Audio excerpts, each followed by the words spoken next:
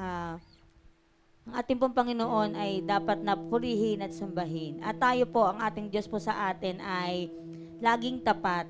At sabi po ng awitin natin, katulad ng agila, tayo'y lilipad, hindi mapapagod ang ating mga pakpak. Kahit po marami tayong napagdadaanan, ang Diyos po ay patuloy na tapat. At sa oras na to, hindi na uso ang mag-backslide at magpabagal-bagal sa Panginoon, kundi tayo po ay maging mas masigasig para sa ating Diyos. Kaya umawit po tayo sa ating Panginoon at awitin po natin ang katulad ng agila.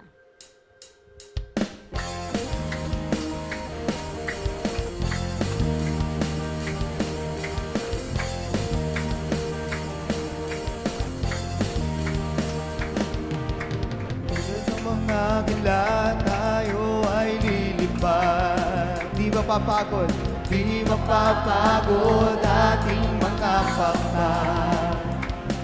Tayo'y magdadala ng buhay at sigla sa mga anak ng Diyos na nanghihina.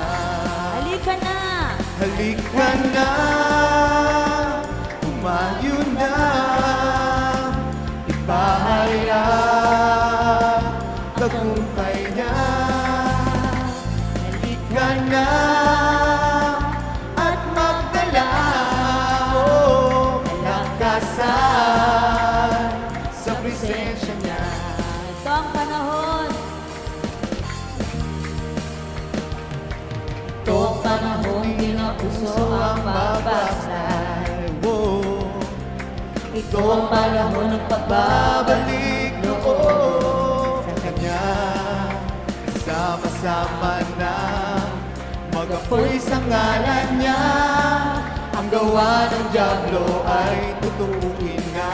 Halika na! Halika na, umayo na, ipahayag tagumpay nino, tagumpay niya.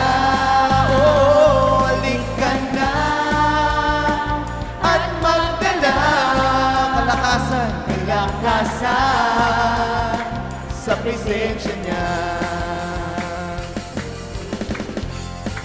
Amen. Tayo nga po ay magpuri sa ating Panginoon at buong lakas nating ibigay ang pagsamba na nararapat sa ating Diyos.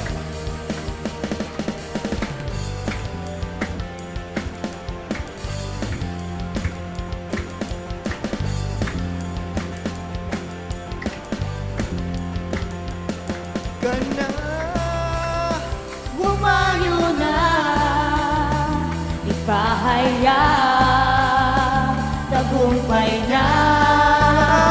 halika na At magdala kalakasan sa presensya niya. Halika na, halika na, humayo na, Ipahayag tagumpay niya. minsan pa halika na, Halika na at magdala kalakasan sa presensya niya. kalakasan Sa presensya niya, kalakasan sa presensya niya.